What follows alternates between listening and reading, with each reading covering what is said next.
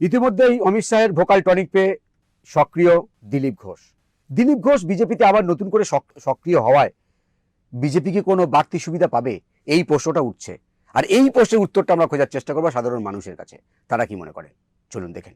সুবিধা তো পেতেই পারে, কারণ দিলীপ বাবু একজন পোলখাওয়ার অভিজ্ঞ রাজনীতিবিদ, তো কাজে তার অংশগ্রহণ করাতে তো ডেফিনেটলি কিছু তফাৎ তো হবেই, এতে কোনো সন্দেহ নেই। 26 কি বিজেপি ক্ষমতা আসতে পারবে? আমি এই ব্যাপারে কোনো মন্তব্য করবো না, করা উচিত না। আসন বাড়বে কি? হ্যাঁ, সে তো নিশ্চয়ই বাড়বে, আশা করা যায়।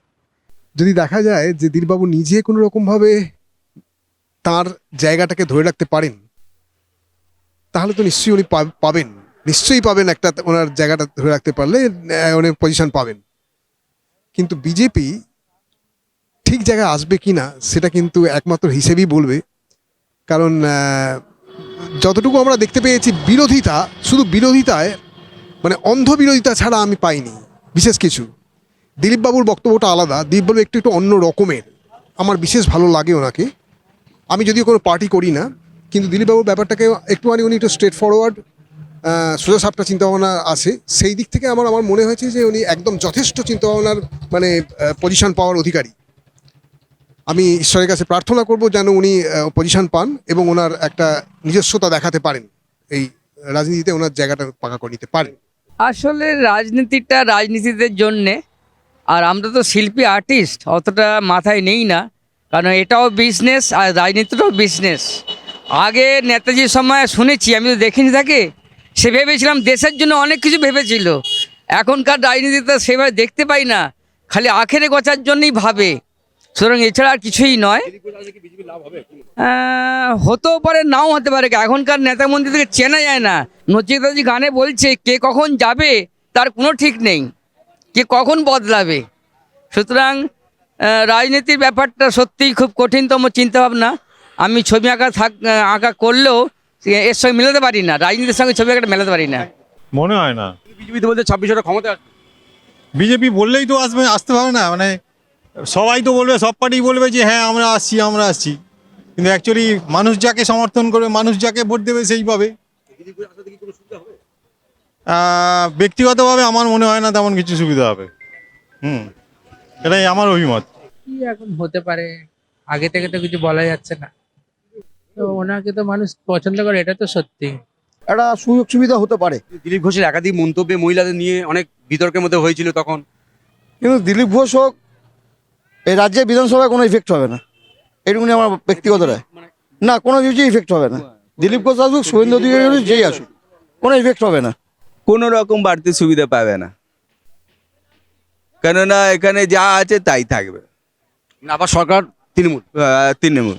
কেন এত দুর্নীতি পরেও? হ্যাঁ, এত দুর্নীতির পরেও দিদি এমন একটা রাজনীতিবিদ যে পশ্চিমবাংলা সরকার যত লোক আছে, বিশেষ করে মুসলিম সম্প্রদায়, এদেরকে বিজেপি জীবনে কিনতে পারেনি আর পারবে না।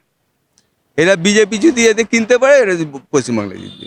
2026 বিধানসভা নির্বাচনকে পাখির চোখ করে সাধারণ মানুষের কাছে উন্নয়নের পাঁচালী এবং এসআইআরকে কার্যত তুলে ধরা করছেন রাজ্যের শাসক দল তৃণমূল কংগ্রেস।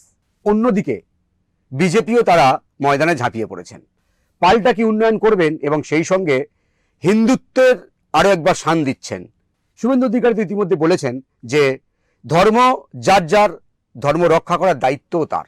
ফলাফলটা কি হবে, কোন দিকে যাবে সাধারণ মানুষ, চলুন দেখেন একটি বিশেষ প্রতিবেদন।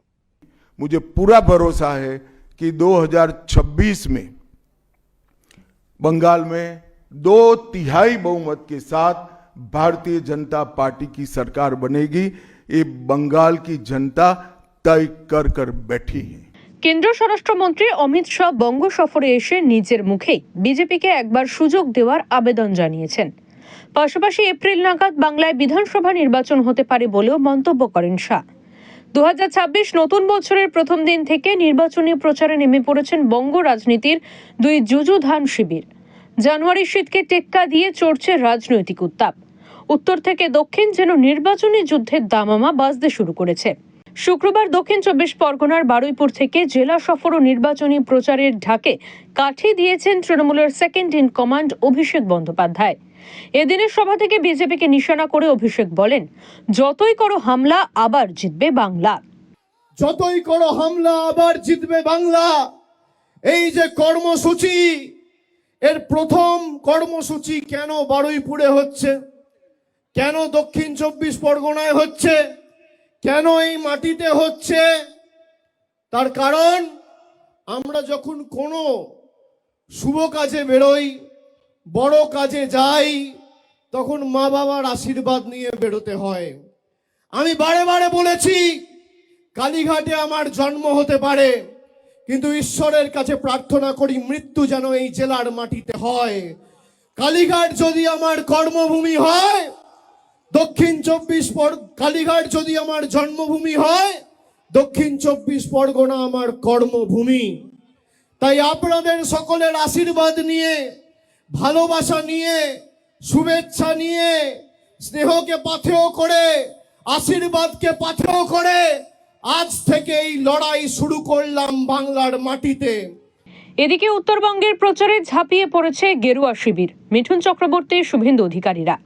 শুক্রবার মালদহের চাঁচল থেকে বিধানসভার বিরোধী দলনেতা শুভেন্দু অধিকারী বলেন, এবার বিজেপিকে কেউ রুখতে পারবে না। যদি গোটা রাজ্যে উত্তর মালদহকে দেখে সনাতনীরা এগিয়ে আসেন, তাহলে 200 নয় 220টি আসনে বিজেপি জিতবে। খগেনদাও বুঝেছিল মোদিজি ছাড়া এই দুর্বৃত্তদের তাড়ানো যাবে না, লাল পার্টি পারবে না। তাই আমরা সবাই এসে গেছি গেরুয়ার নিচে। এই রাজ্যের মধ্যে 2 জায়গায় হিন্দুদের সবচেয়ে বড় জোট হয়েছে, হিন্দু আদিবাসীদের। একটা উত্তর মালদায় 85% হিন্দু পদ্মফুলে ভোট দিয়েছে। যদি গোটা রাজ্যে উত্তর মালদাকে দেখে সনাতনীরা একটু এগিয়ে আসে না, 200 নয় 220টা সিটে বিজেপি জিতবে। আরেকটা জায়গায় একজোট হয়েছিল হিন্দুরা 2021-এ নন্দীগ্রামে, 65% এক হয়েছিল। প্রথমবার আমি 2000 ভোটে জিতেছিলাম। 24-এ 72% হিন্দু এক হয়েছে। অভিজিৎ গাঙ্গুলি 8200 লিড পেয়েছে। আর 3 মাস পরের ভোটে ওখানেও উত্তর মালদার মতো 85% হিন্দু পদ্মফুলে ভোট দেবে। মমতা ব্যানার্জি কি বলেন মুখ্যমন্ত্রী, ধর্ম যার যার, উৎসব সবার। আমি কি বলি, ধর্ম যার যার, রক্ষা করার দায়িত্ব তার তার। কি করতে হবে বন্ধু? মেরা বুথ সবচেয়ে মজবুত। ওরা যদি মুসলিম বুথে 100টার মধ্যে 99টা ওদের পক্ষে ফেলে, আপনি সনাতনী আদিবাসী বুথে 100-র মধ্যে 99টা কেন ফেলতে পারবেন না? শুভেন্দুর এই অঙ্ক নিয়ে কটাক্ষ করলেন তৃণমূল নেতা কুণাল ঘোষ। তিনি বলেন, শুভেন্দুর পাটিগণিত মিলবে না। মমতা বন্দ্যোপাধ্যায়কে মুখ্যমন্ত্রীর চেয়ে ভোট হবে। তবে বঙ্গজয়ের ফর্মুলা বাতলে দিয়েছেন বিজেপি নেতা সজল ঘোষ। তার দাবি, তৃণমূলকে পরাস্ত করতে বিজেপি বাম কংগ্রেসকে ভোট দেবে। তবে রাজনৈতিক মহলের ধারণা, এবারের বিধানসভা নির্বাচন তৃণমূলের কাছে বড় চ্যালেঞ্জ এসআইআর। তার উপর গোদের উপর বিষ ফোড়ার মতো লড়াই কঠিন করে দিয়েছে হুমায়ুন কবিরের জনতা উন্নয়ন পার্টি। তার উপর শাহেদ টোটকায় ফের চাঙ্গা দিলীপ ঘোষ। পাশাপাশি গাছাড়া ভাব কাটিয়ে ময়দানে ঐক্যবদ্ধ বিজেপি। দিলীপ শুভেন্দু একই ট্র্যাকে। এখন প্রশ্ন হচ্ছে, কি মন্ত্র দিলেন অমিত শাহ? মমতা বন্দ্যোপাধ্যায় স্লোগান দিয়েছিলেন ধর্ম যার যার, উৎসব সবার। তবে শুভেন্দু অধিকারী পাল্টা স্লোগান দিয়েছেন, ধর্ম যার যার, রক্ষা করার দায়িত্ব তার। বঙ্গ সফরে এসে মোদির মুখে শোনা গিয়েছিল, বাঁচতে চাই বিজেপি তাই। মোদিকে নিশানা করে তৃণমূল পাল্টা স্লোগান তোলে, বাঁচতে চাই বিজেপি বাই। তবে কোন স্লোগান মানুষের মন বেশি জয় করে, সেটাই এখন দেখার। ব্যুরো রিপোর্ট, ওঙ্কার বাংলা। নমস্কার, ওঙ্কার বাংলায় আপনাদের স্বাগত। আমি আপনাদের সঙ্গে বিশ্বজিৎ। নতুন বছরে আপনাদের সকলকে অনেক অনেক শুভেচ্ছা। আর আজকের বাংলা রাজনীতি অনুষ্ঠানে আমরা আলোচনা করব 2026 বিধানসভা নির্বাচনে ভবিষ্যৎটা কি। কারণ ইতিমধ্যে জানুয়ারির যে শীত, সেটাকে উপেক্ষা করে রাজনীতি পারদ চড়তে শুরু করেছে। কারণ শাসক বিরোধী যুযুধান দুপক্ষই প্রচারের ময়দানে ইতিমধ্যেই ঝাঁপিয়ে পড়েছেন। উত্তরে যখন শুভেন্দু অধিকারী হুঙ্কার ছুটছেন, ঠিক তখনই দক্ষিণে পাল্টা হুঙ্কার ছুটছেন অভিষেক বন্দ্যোপাধ্যায়। ঠিক এই বিষয়টা নিয়ে আমরা আলোচনা করব। এই মুহূর্তে স্টুডিওয়ে উপস্থিত রয়েছেন বিখ্যাত সাংবাদিক ও রাজনৈতিক বিশ্লেষক অর্কপ্রভু সরকার। দাদা, আপনাকে ওঙ্কারে স্বাগত এবং নতুন বছরের শুভেচ্ছা। আপনাদের সবাইকে। ইতিমধ্যে রাজনীতি পার চড়ছে, শাসক বিরোধী ময়দানে নেমে পড়েছে। অভিষেক বন্দ্যোপাধ্যায় বারুইপুর থেকে সভা শুরু করলেন, তার যে জেলা সফর শুরু করলেন, কিন্তু এই যে র্যাম, কোথাও যেন একটা কর্পোরেট লুক দেওয়ার চেষ্টা করছেন তিনি সবাই। কি কারণ হতে পারে? কোনো কারণ না, বেশি পয়সা আছে, পয়সাগুলোকে জলে দিচ্ছে। একেই তো ইলেকটোরাল বন্ডের মাধ্যমে তৃণমূল প্রচুর টাকা পেয়েছে, তাছাড়াও খোকাবাবু যে অগাধ সম্পত্তির মালিক, কিভাবে মালিক হলেন সেটা সবাই জানেন, নতুন করে বলার কোনো নেই। ৩রা জানুয়ারি আলিপুরদুয়ারে চা বাগানে সভা করছেন, ২রা জানুয়ারি করলেন বারুইপুরে। মানুষ দেখলো পয়সা থাকলে মানে কি বলবো আর কি, বাঘের দুধও আনা যায়। ভাইপো খুব অহংকারী তো, কাঁচা পয়সা আছে, খরচা করছে। আসলে ওই রাষ্ট্র, ওই পার্টি, ওই সব এইসব বলার চেষ্টা করে আর কি, অত্যন্ত বোকা বোকা ভাষণ দেয়।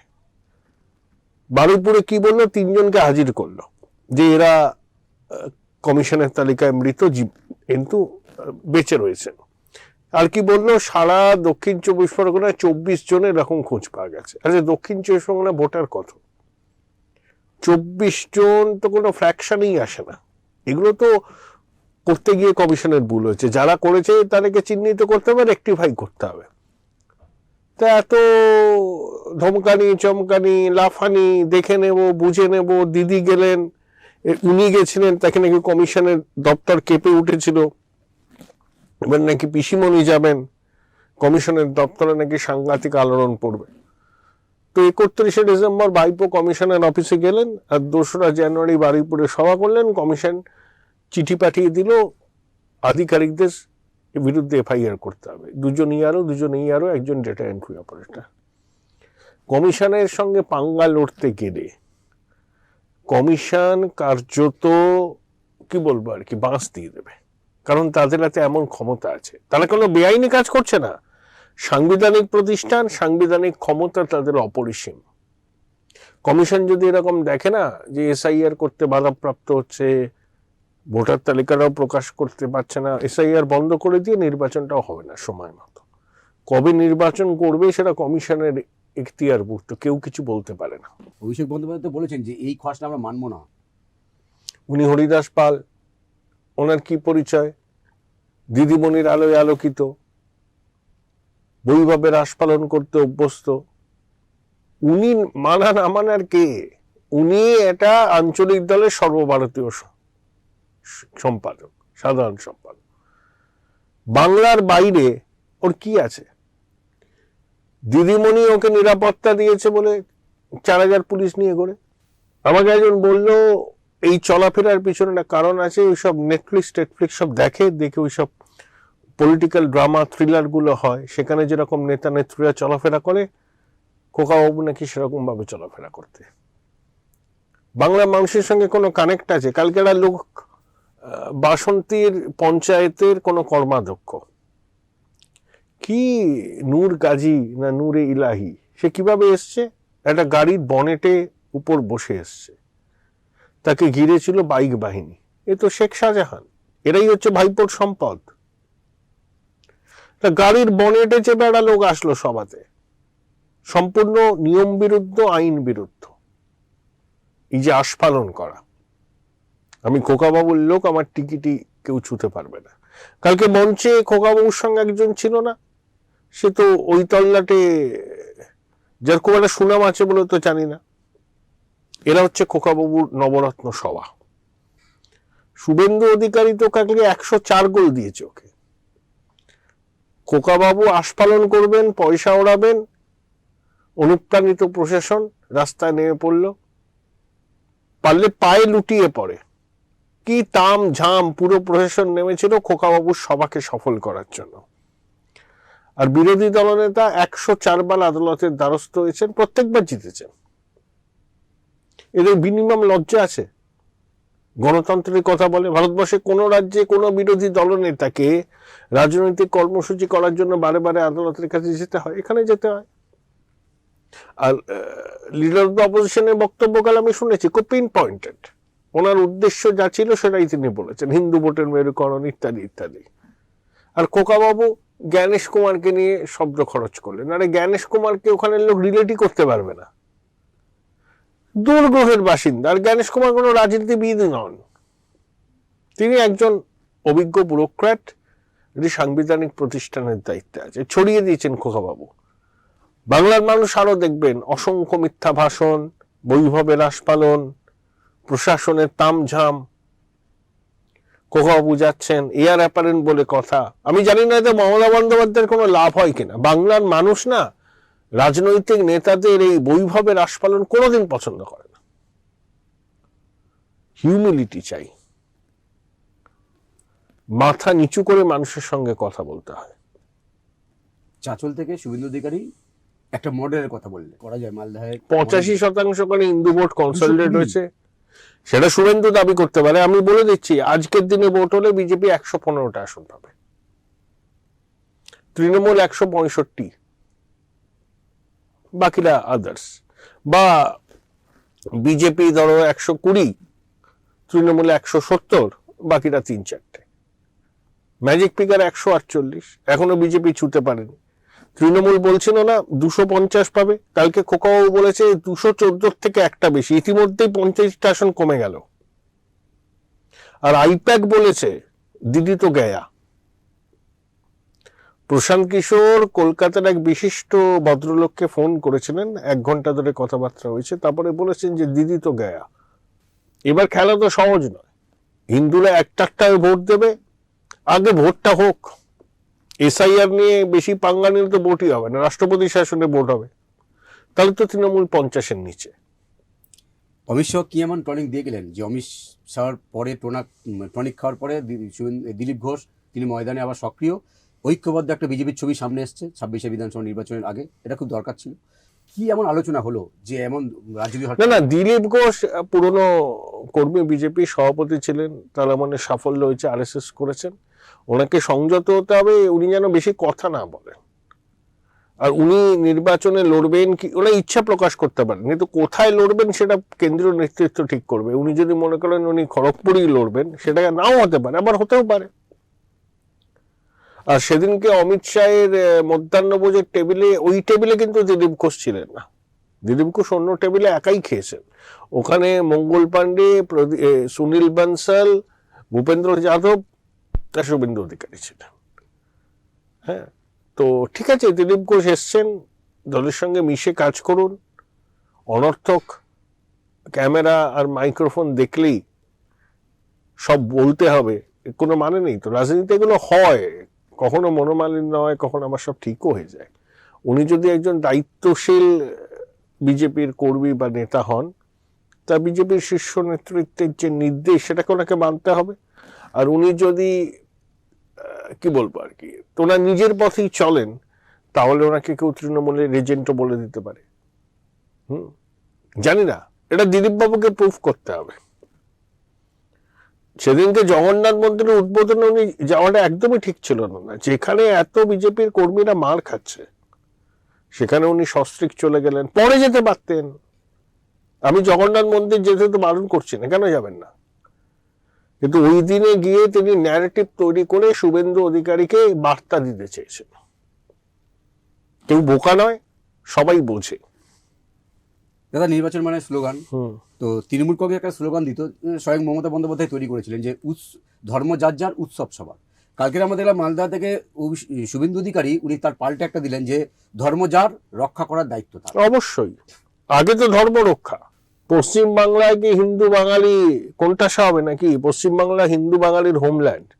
সেখানে মাতৃশক্তি কি তুলসী মঞ্চে প্রদীপ জ্বালাতে পারবে না? শাঁখা সিঁদুর পড়তে গেলে কি আগামী দিনে ভয় পেতে হবে? বৈষ্ণবরা কি কণ্ঠীর মালা পড়তে পারবেন না? মাতৃ প্রতিমার বিসর্জন শোভাযাত্রা কি বেরোবে না? তো হিন্দুদের তো এবার অস্তিত্ব রক্ষার লড়াই। আজকে বুঝতে পারছে না, এই কলকাতা শহরও কি খুব নিরাপদ? 2-3 দশক বাদে বুঝবে। যদি এখনো বাঙালি হিন্দুর ঘুম না ভাঙে, তাহলে যেমনভাবে জনবিন্যাসের পরিবর্তন হচ্ছে, বাঙালি হিন্দু সংখ্যালঘিষ্ঠ হবে। তাই ধর্মকে রক্ষা করতেই তো হবে। ধর্ম রক্ষা হলেই তো রুটি কাপড়া মাখানের সংস্থান হবে। ওটাই এখন চ্যালেঞ্জ বাঙালি হিন্দুর কাছে, ধর্ম রক্ষা করা। বিজেপির একজন নেতা বলছেন যে এমন কিছু কিছু আসন থাকবে যেখানে দরকার হলে আমরা বাম কংগ্রেসকে বলবো যে আপনারা যেখানে আপনার জেতার সম্ভাবনা কম বিজেপিকে ভোট দিন। আমরাও মানে বিজেপি কর্মীরাও মানে যেসব জায়গায় বিজেপি জেতার সম্ভাবনা নয় বাম কংগ্রেসকে তারা ভোট দেবে, দরকারে বুকে পাথর রেখে আমরা করব। সর্বাত্মক বিরোধিতার রাস্তায় যাচ্ছে, যে বিরোধী ভোট যেন ভাগ না হয়। বিজেপি এটা করতে পারে, কিন্তু বামেরা হচ্ছে তো কৌশল পার্টি। বামেরা কিন্তু তৃণমূলের এজেন্ট। মুখে ওরা বিপ্লব করছে, ওরা চাইছে তৃণমূলটা থাকুক। পরিষ্কার মানুষকে বুঝতে হবে, বিশেষ করে বামেদের হিন্দু সমর্থকদের ভোটটা দিয়ে তৃণমূলকে ক্ষমতায় রেখে আগামী দিনে নিজেরা সংখ্যালঘুতে পরিণত হবেন পশ্চিমবঙ্গে, নাকি সময়ের আহ্বানে সাড়া দিয়ে যেটা করার ভবিষ্যৎ প্রজন্মের সাথে সেটা করুন। পশ্চিমবঙ্গ হিন্দু বাঙালির হোমল্যান্ড। সেখানে হিন্দু বাঙালি যদি সংখ্যালঘু হয়ে যায় আজ থেকে 2 দশক বাদে, 3 দশক বাদে, সেই দায় এই প্রজন্মে এড়াতে পারে না, হিন্দুরা এড়াতে পারে না। তৃণমূলেরও যারা হিন্দু সমর্থক আছে তাদেরকেও এগিয়ে আসতে হবে।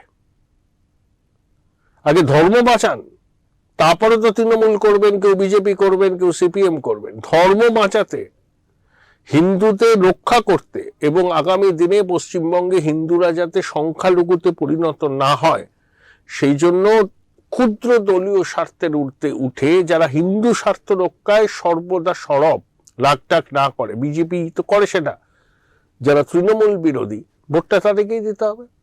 এবং তৃণমূল সমর্থক হিন্দুদেরও কিন্তু দুবার ভাবতে হবে, তাদের বাড়ির মাতৃশক্তি পুজো আর্চা করতে পারবে তো। এখন বুঝছেন না কলকাতা শহরে আগামী দিনে ঘরের কাছে বিপদ নিঃশ্বাস ফেলতে পারে। কিন্তু যেখানে মাত্র 65%, 30-35% বাদ দিয়ে কি ক্ষমতা আসা সম্ভব? কেন সম্ভব না? হিন্দু ভোটের মেরুকরণ হলেই হয়ে যাবে। একদিকে তৃণমূল কংগ্রেসের উন্নয়নের পাঁচালে নিয়ে যাচ্ছে প্রচারে।